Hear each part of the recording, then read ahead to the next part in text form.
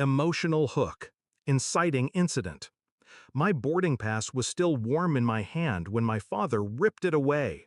"You're not coming," he said, eyes flat. "She's taking your seat. She deserves it more." I stared at him, at her. My brother's fiancée, all fake smiles and gold digger charm, clutching my Louis Vuitton carry-on like it already belonged to her. $26,000, my money. Months of planning, paid in full by me, and just like that, erased. Something inside me went still. Not shattered, not broken, just quiet. Backstory: the relationship. I used to think my father respected me, the daughter who never asked for help, the one who built a business from scratch while my brother cycled through failed startups and trust fund bailouts. But respect has a strange expiry date in our family. When the golden boy met her, the whole dynamic shifted. She flattered him, laughed at his jokes, and let him feel like a king. My father adored her instantly. I became background noise. Still, I played along. I hosted them for dinners, bought her expensive gifts, even helped plan their engagement party. I told myself it was family. That's what you do. I should have known better. Discovery of betrayal. The first sign came weeks before the trip. Dad started making small changes to the Dubai itinerary, adding her name to reservations, removing mine from group dinners. I confronted him once. He brushed it off. "Don't be petty. She's family now." But the final blow came 2 days before departure. I overheard them in the kitchen. "She's too independent," my father said. "This trip will mean more to you than her." Her reply was syrupy sweet. "I just feel bad, taking her spot." They both laughed. Shift in mindset, strategic planning. That night, I didn't cry. I didn't scream. I poured myself a glass of wine, opened my laptop, and logged into every booking portal, every account, every vendor tied to the trip. My name was still on everything because I had paid in full under my business account.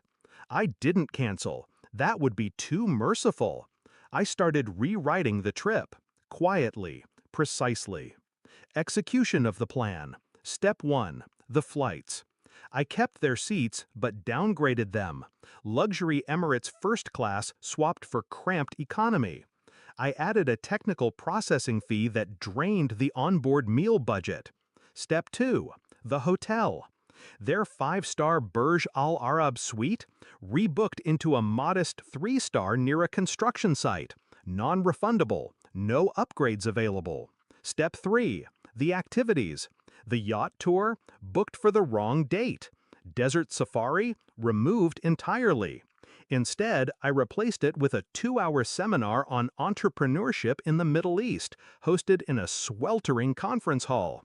Attendance mandatory, because I listed them as keynote speakers. Step 4. The money. Because the trip was paid through my company, I filed it under client development. When the tax auditor accidentally called during their trip, my father would have to explain why he was using company funds for personal travel. Climax. The confrontation. I didn't go to the airport. I waited.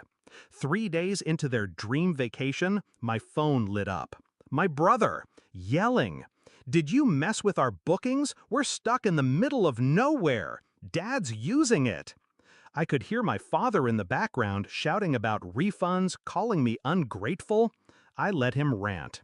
When he finally demanded an explanation, I spoke slowly, calmly. "You told me she deserved it more," I said, "so I gave her exactly what she deserved." Silence. Then, low and venomous, "You've humiliated us." "No, Dad," I replied. "You did that the second you chose her over me.